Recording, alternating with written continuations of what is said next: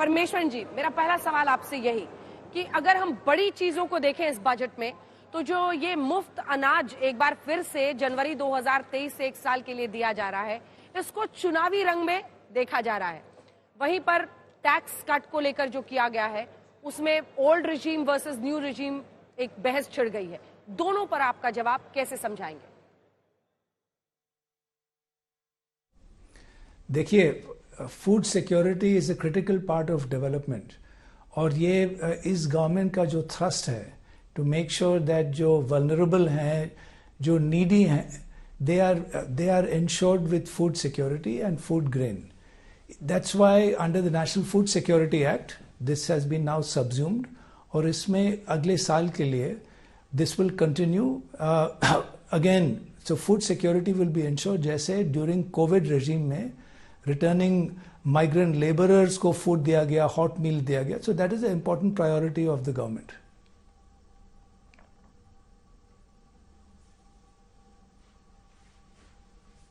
ठीक है, और मैंने टैक्स पर आपको पूछा, जो टैक्स में फायदा दिया गया है नए रेजिम में 5 लाख टैक्स के बारे में 7 लाख कर दिया गया है, वही पुराने वाले में 2.5 से 3.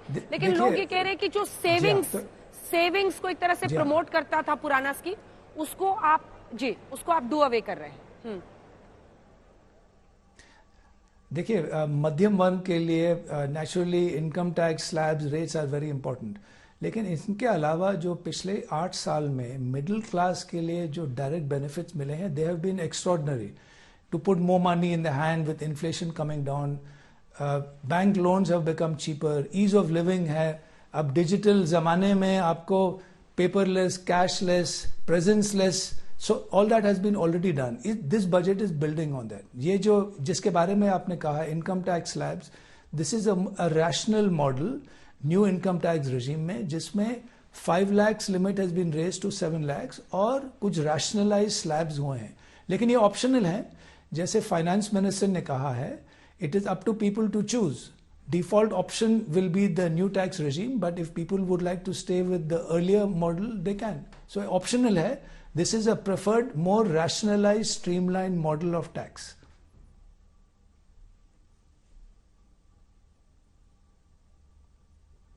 ठीक है, अब किसानों पर एक सवाल आपसे करती हूं. जो 2.2 लाख करोड़ कैश ट्रांसफर की बात है पीएम किसान योजना में, कई लोगों का यह मानना था कि जो किसान सम्मान निधि है 6,000 सालाना किसानों को मिलता है डीबीटी से, उसमें थोड़ा इजाफा किया जाएगा.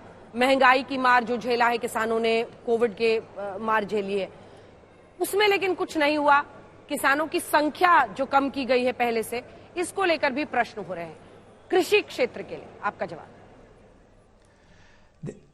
देखिए, कृषि क्षेत्र में इस बजट में बहुत फोकस दिया गया है. एक तो टू टेक डिजिटल टेक्नोलॉजी, उनके एप्लीकेशंस को रूरल और एग्रीकल्चर एरिया में कैसे लिया जाए, इस पे बहुत फोकस है. स्टार्टअप्स इन एग्री बिजनेस को बहुत प्रमोशन दिया गया इस बजट में.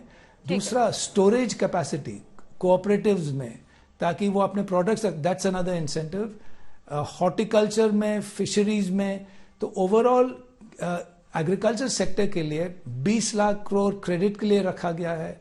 तो मुझे लगता है कि इस पे बहुत फोकस दिया गया है, because that is a very critical area of the economy, marketing linkages etcetera. ठीक है, धन्यवाद आपका.